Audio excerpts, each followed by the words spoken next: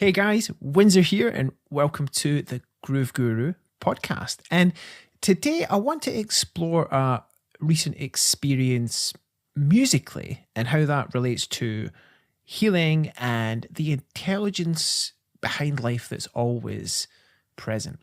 And as some context, a few weeks ago, at the time of recording this, something out of the ordinary happened for me, and I had a back injury in a way that has never happened before, really. And I was basically, I was doing some practice for an upcoming tour and basically was pushing myself quite a bit in a few areas, with my training and drumming.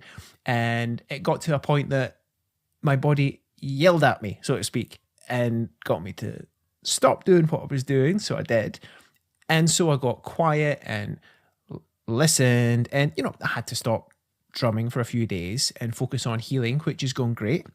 And I want to explore that a little bit, and also what I'm finding fascinating, which is not about injuries themselves, but what my experience was and what it revealed about healing and the intelligence inside the body and life, and how that works at a deeper level. So when an injury happens, when a human gets injured, okay, the body gives this felt sensation and alerts us to what's happening. And it's an invitation to basically, okay, stop, listen, take stock, and act accordingly.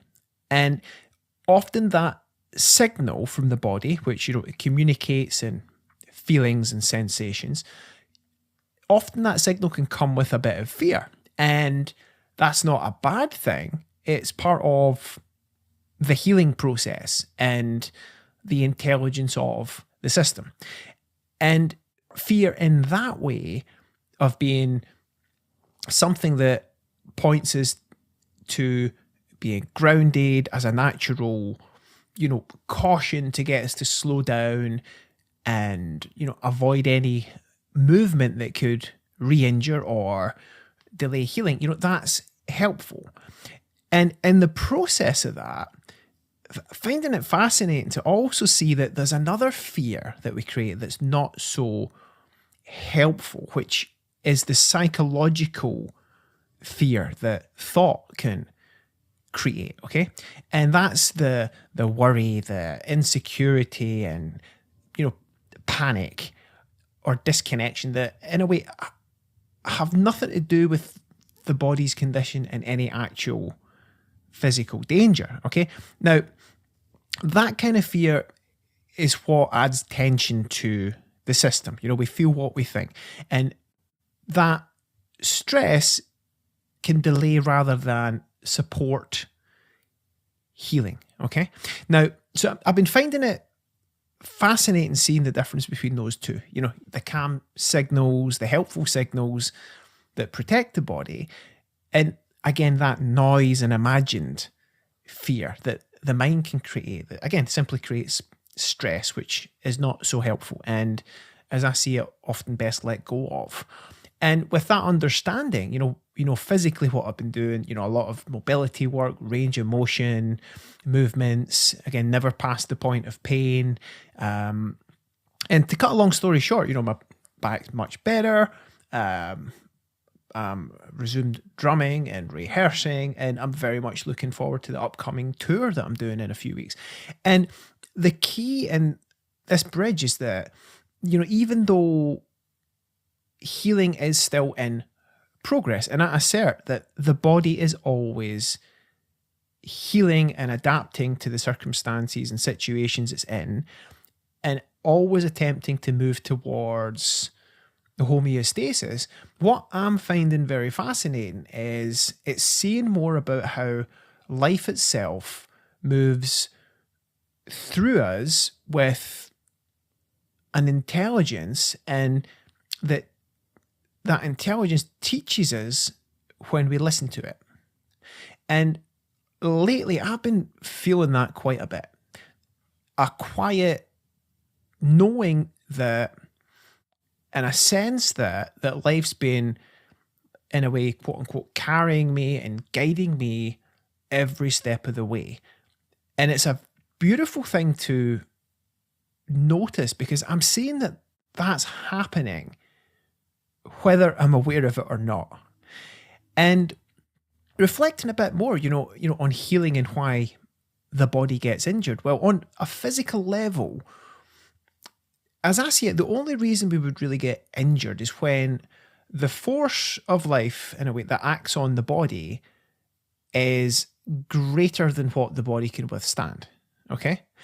And when we train our bodies to be at least on that level of the quote unquote forces of life, or above that, physically and structurally and with our training, then our movement through life becomes more effortless.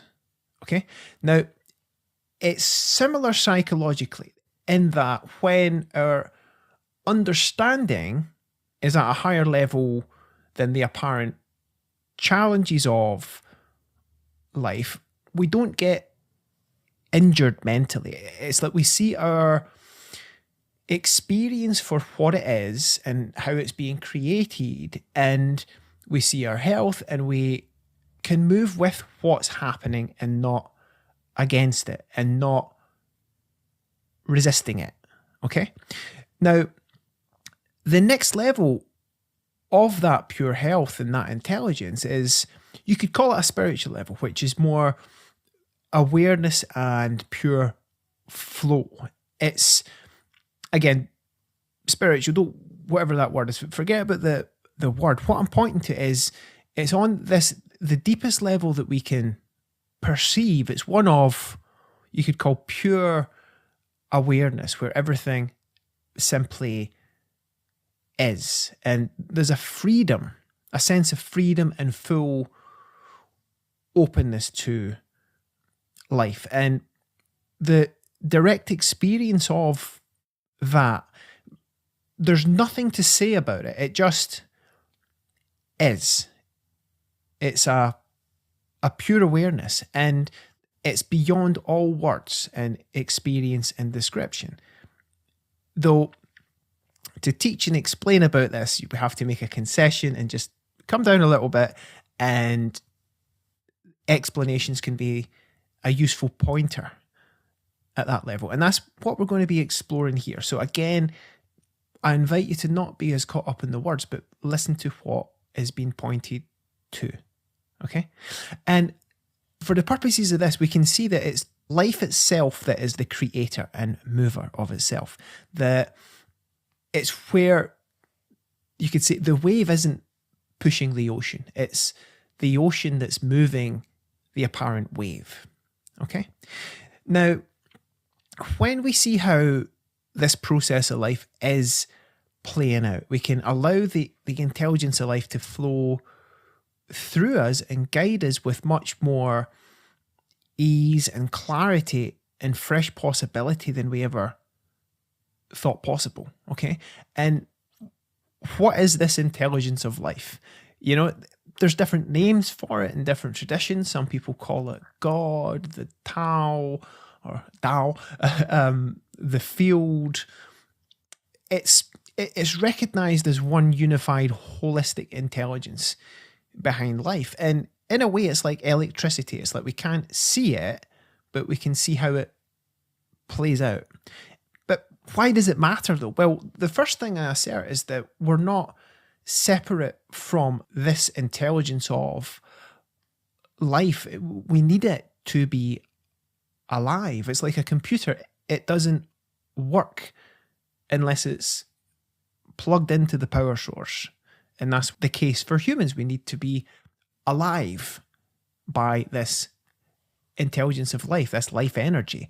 And when we see that we are that one universal mind, that one intelligence that appears as apparently separate forms for a while, it's like, again, realizing that we are like waves on the ocean of life. And when we try to, wave and push against the ocean, we may create some ripples and apparent change, but we can see that that's something that it can be quite a strain and quite futile when compared to working with the intelligence and natural flow of life. And this is what this episode is all about. That when we align with the flow of life, life becomes infinitely easier.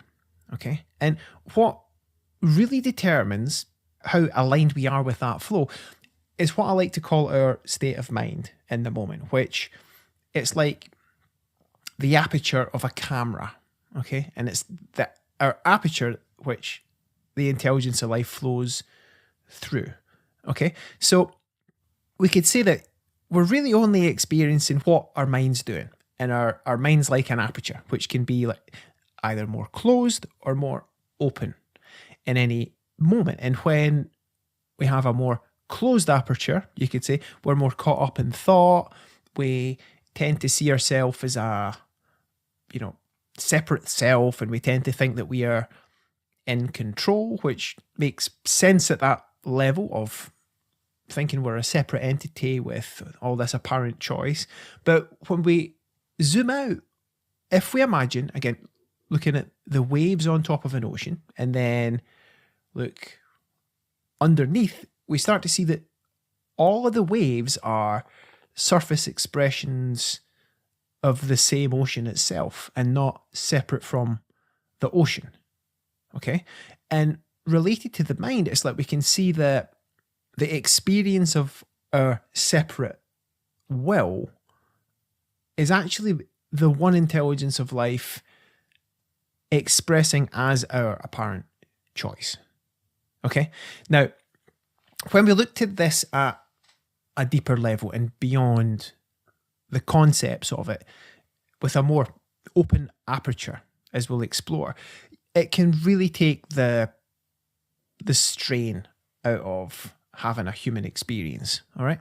So, our aperture, so it can be closed, but when it's more open, we stop resisting the flow of life and we work with that flow instead of against it, which is much easier and conducive to much less strain, resistance, and physical injury. And psychologically, so when we see how our experience is being created and realize our direct connection to this intelligence of life, our experience is one of less stress, less pressure, less insecurity, and more peace, more presence, and more readily available wisdom.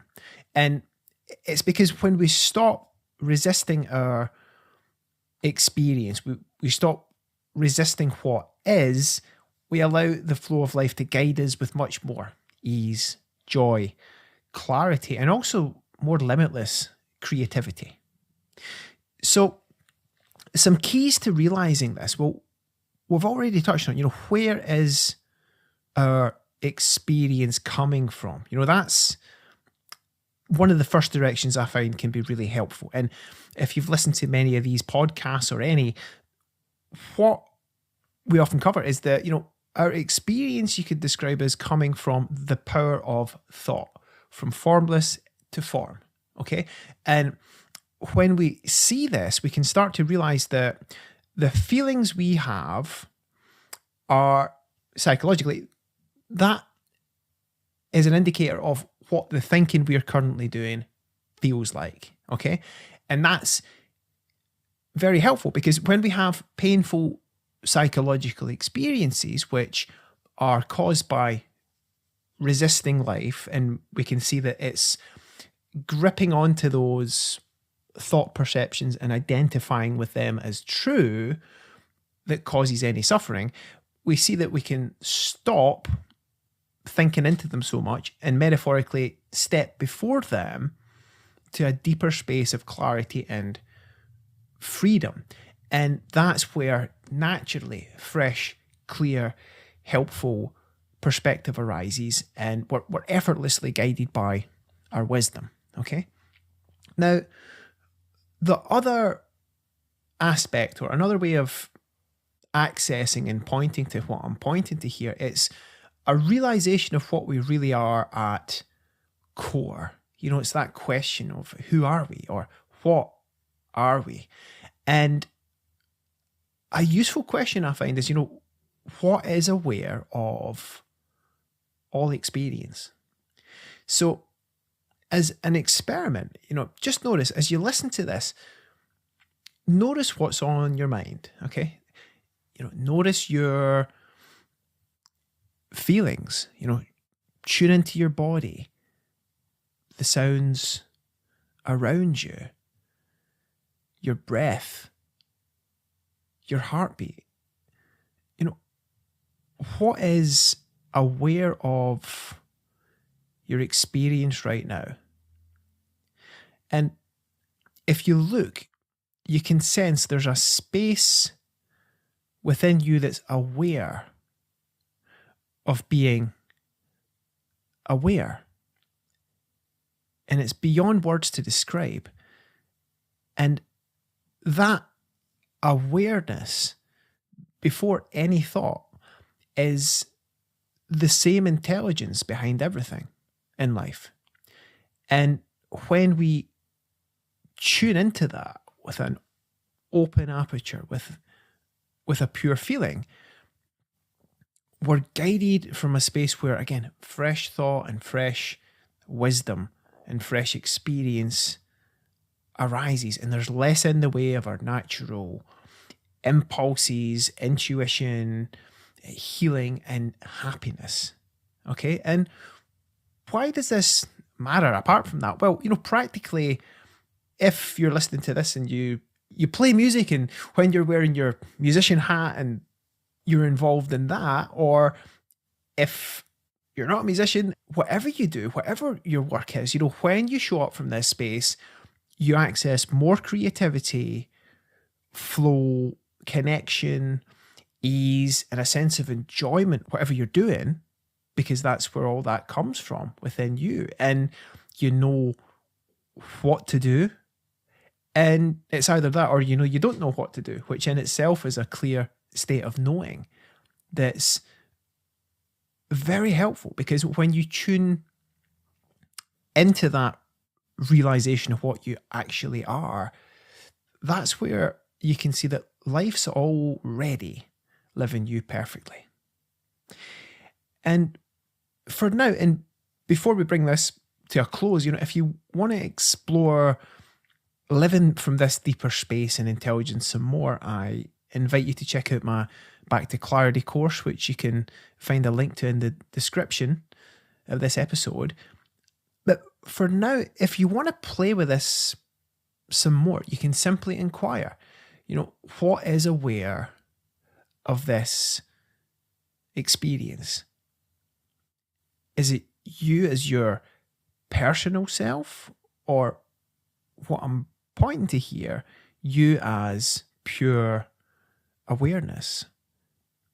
And see if you can sense that inner quiet, that inner knowing, that love that has no words to describe it. And you can notice that you're not the wave trying to push the ocean. You're the ocean that's already moving. It's an allowing of life to live you in a sense of being wide open to what wants to unfold. So have fun and happy exploring of what you really are, that which is aware of all experience, and allow yourself as much as you can to be guided and act from here. I'll speak with you soon.